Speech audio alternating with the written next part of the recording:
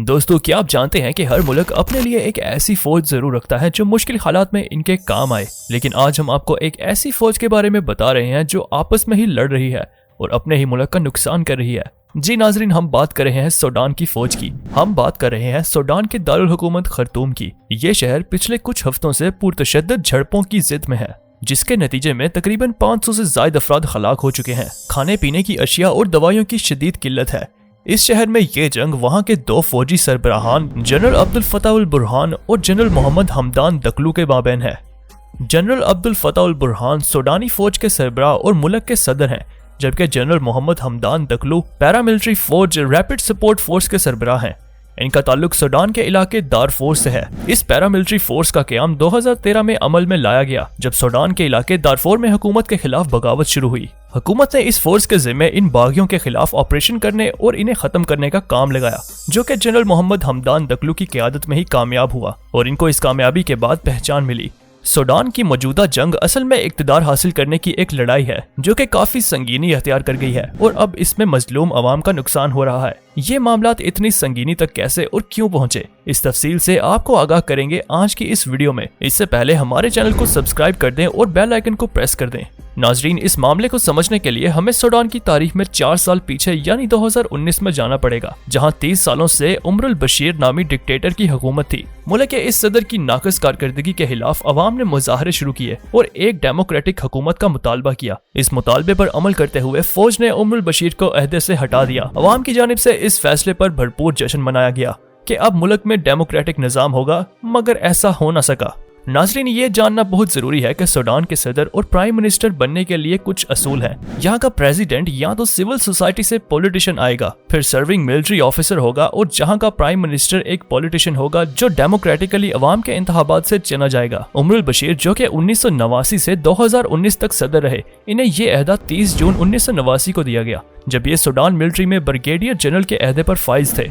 जब ये 1989 में सदर बने तो इन्होंने मुल्क से प्राइम मिनिस्टर का अहदा खत्म कर दिया, क्योंकि उमर अल बशीर ने आर्मी ऑफिसर्स के एक ग्रोह के साथ मिलकर जमहूरी तौर पर सिलेक्ट किए गए प्राइम मिनिस्टर अल महदी सदीक का तख्ता उल्टा था और इन्हें हुकूमत से हटा दिया था। अब प्राइम मिनिस्टर के अहदे को खत्म करने का मकसद ये था कि उमर अल बशीर बिना किसी रुकावट और डर के सूडान पर हुकूमत कर सकें, और हुआ भी ऐसा ही। तकरीबन 30 साल तक इनकी हुकूमत रही। अब 2019 में सदर उमर अल बशीर ने अब्दुल फताह अल बुरहान को सूडानी आर्मी का इंस्पेक्टर जनरल बनाने का ऐलान किया, लेकिन इसके 2 माह बाद ही अवामी मुजाहरों के पेश नजर अब्दुल फताह अल बुरहान ने अपने फौजी साथी जनरल मोहम्मद हमदान दकलू के साथ मिलकर उमर अल बशीर की हुकूमत गिरा दी और अब्दुल फताह अल बुरहान खुद 11 अप्रैल 2019 को सदर के अहदे पर फाइज हुए।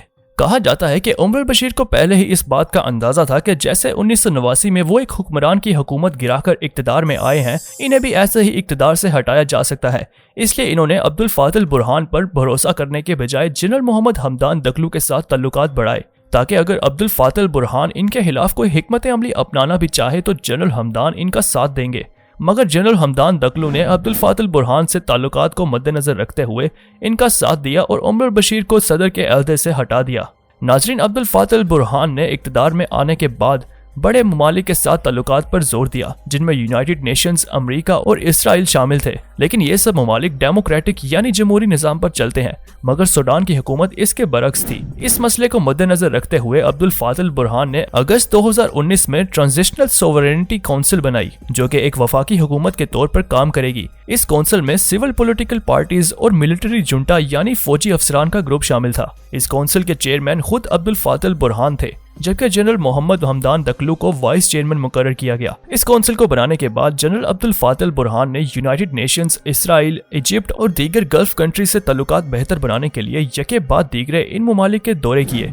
ये सब अक्टूबर 2021 तक चलता रहा, लेकिन अक्टूबर 2021 में जनरल अब्दुल फताह अल बुरहान ने ट्रांजिशनल सोवरेनिटी काउंसिल से सिविल पॉलिटिकल पार्टीज को हटाने और इस काउंसिल को डिसॉल्व करने का फैसला किया। इस काउंसिल के दोनों फरीकैन के दरमियान ये माहदा हुआ था कि ये काउंसिल 3 साल 3 माह तक रहेगी, जिसमें 21 महीने फौज जबकि 18 महीने सिविल पॉलिटिकल पार्टी सूडान की हुकूमत संभालेंगी। इस माहदे के मुताबिक फौजी हुकूमत की मुकर्ररा हद नवंबर 2021 को खत्म होनी थी और हुकूमत सिविल पॉलिटिकल पार्टीज को शिफ्ट होनी थी। अब सवाल ये उठता है कि सूडानी फौज और पैरामिलिट्री फोर्स की क़यादत किसके हाथ में होगी और असले पर किसका कंट्रोल होगा।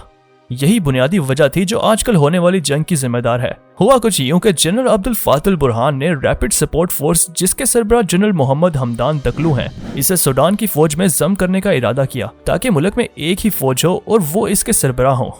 मगर जनरल मोहम्मद हमदान दकलू ने इस इरादे की मुखालफत की क्योंकि ये फौज अपनी इब्तिदा ही से उनकी सरबराही में काम कर रही थी और वही इसके सरबराह रहना चाहते थे। फौज को जम करने का इख्तलाफ कई महीनों से जारी था, मगर अप्रैल 2019 को ये शिद्दत अख्तियार कर गया।